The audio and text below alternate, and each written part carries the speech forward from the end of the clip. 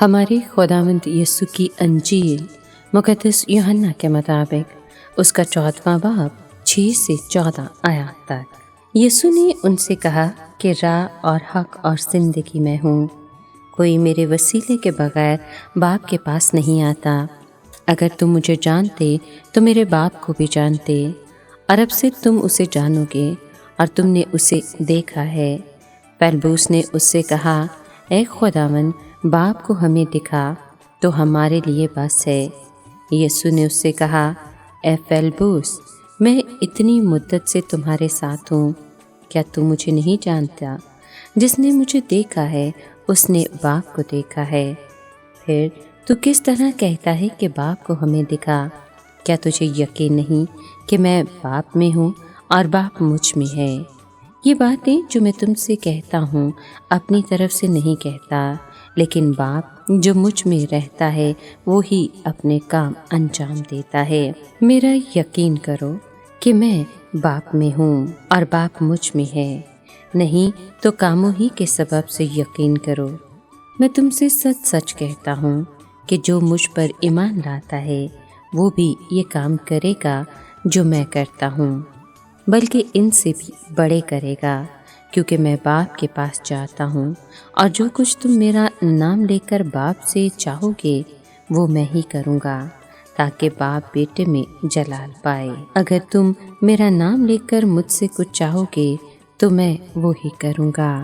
پاک کلام کے پڑھے اور سنے جانے پر خداوند کی برکت ہو، خدا کا شکر ہو۔ عزیز دوستو، پاک کلیسیا آج مقدس فیلبوس اور مقدس یعقوب رسول کی عید مناتی ہے۔ مقدس فیلبوس گلیل کے بیت الصدا میں پیدا ہوا۔ مقدس اندریاس کا جگری دوست تھا اور اس کا نام رسولوں کی فہرست میں 5ویں نمبر پر ہے۔ آخری کھانے کے وقت پر بھی خداوند نے اسی کو انتظام کرنے کو کہا۔ فیلبوس جو اتنی دیر تک خداوند یسوع کے ساتھ رہا، مگر وہ اس بھید کو سمجھنے سے قاصر تھا کہ ان کے استاد کا باپ کے پاس جانا کیوں ضروری ہے، اور ایک دن وہ خداوند سے پوچھ ہی لیتا ہے کہ ہمیں باپ دکھا تو ہمارے لیے کافی ہے۔ مگر یسوع نے بے مثال جواب دے کر اس کے ایمان کو مزید تقویت دی اور کہا کہ جس نے مجھے دیکھا اس نے باپ کو دیکھا ہے۔ فیلبوس کے اس سوال کے جواب میں خداوند نے اپنے شاگردوں کو باپ اور بیٹے کے یکجا ہونے کا ثبوت دیا۔ فیلبوس نے فروجیا اور یونان میں انجیل کی منادی کی۔ فیلبوس کا نشان صلیب اور روٹیاں ہیں۔ اسی طرح مقدس یعقوب رسول، جسے کلام مقدس میں حلفائی کا بیٹا کہا گیا ہے، خداوند یسوع مسیح کے رسولوں میں سے ایک ہے۔ اسے چھوٹے یعقوب کے لقب سے پکارا جاتا تھا۔ مقدس یعقوب یروشلم کی کلیسیا کا مقبول رہنما تھا، اسی لیے جب پطرس نے قید سے رہائی پائی تو اس نے سب سے پہلے یعقوب اور اس کے بھائی کو خبر دی۔ یعقوب رسول جب یروشلم کی کلیسیا کا سردار بنا تو اسے یعقوب الصدیق کا لقب دیا گیا۔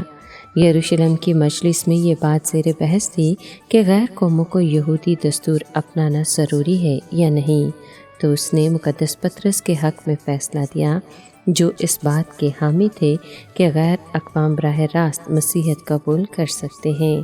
یعقوب اپنی تعلیم کے سبب سے بہت سارے فقیہوں اور فریسیوں کے ایمان لانے میں کامیاب ہوا، اس وجہ سے اس کی مخالفت کی گئی۔ ایک دفعہ اس کو ہیکل کے کنگرے سے نیچے گرا دیا گیا، مگر وہ معجزاتی طور پر بچ گیا۔ ایک بار پھر وہ موقع پا کر اسے سنسار کر رہے تھے تو اس نے دعا کی کہ اے باپ، میں تیری منت کرتا ہوں کہ ان کو معاف کر، کیونکہ یہ نہیں جانتے کہ کیا کرتے ہیں۔ ایک کاہن نے یعقوب کے قتل کی مذمت کی اور کہا کہ اس صادق کو سنو جو تمہارے لیے دعا مانگ رہا ہے۔ اسی اثنا میں ایک دھوبی نے کپڑے دھونے والے ڈنڈے سے مقدس یعقوب کے سر پر کاری ضرب لگائی اور اسے وہیں ڈھیر کر دیا۔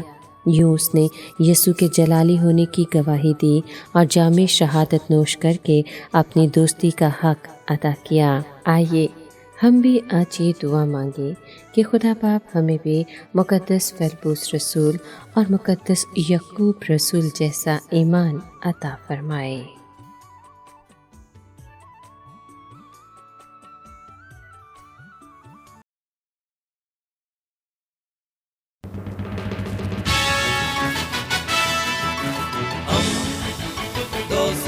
کا پیمبر ریڈیو ویریتاس ایشیا